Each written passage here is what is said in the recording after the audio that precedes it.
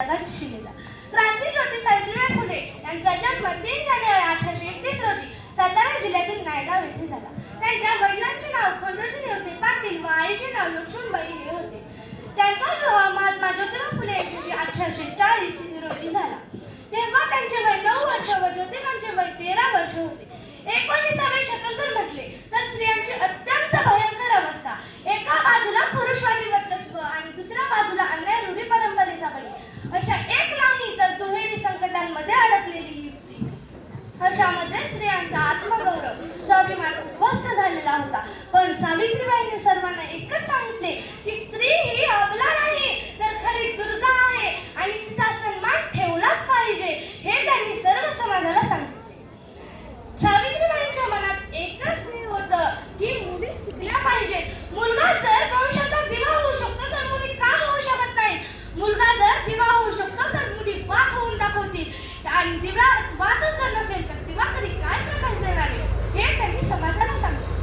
त्या काळी मुलगी जन्माला येणं हे सुद्धा पाप मानलं जात होतं. ती जन्माला आल्यावर तिचा विवाह 20-30 वर्षांनी मोठ्या एखाद्या व्यक्तीशी लावून दिला जात होता. एवढा भयंकर आणि विचित्र काळ होता तो. स्त्रियांच्या अंधाऱ्या जीवनात पेटवल्या ज्ञानाच्या ज्योती, स्त्रियांच्या अंधाऱ्या जीवनात पेटवल्या ज्ञानाच्या ज्योती. म्हणून तर राजभक्ती अमर आहे सावित्री, म्हणून तर राजभक्ती अमर आहे सावित्री. लग्नानंतर ज्योतिबांनी त्यांना लिहायला व वाचायला शिकवले.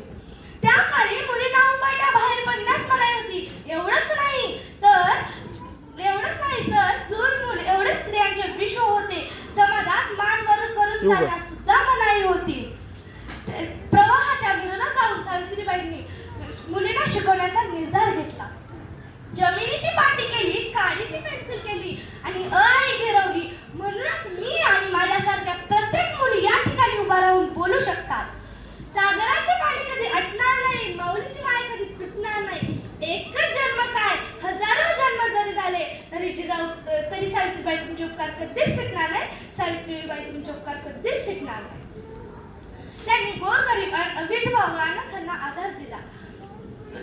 त्यांनी 1 जानेवारी 1848 रोजी त्यांनी पुण्यातील बुधवार पेठेत मुलींची पहिली शाळा सुरू केली.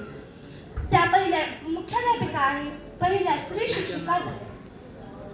दुर्दैवाने 10 मार्च 1848 रोजी त्यांनी प्लेग या आजारामध्ये समाजसेवा करतच असताना अखेरचा श्वास घेतला.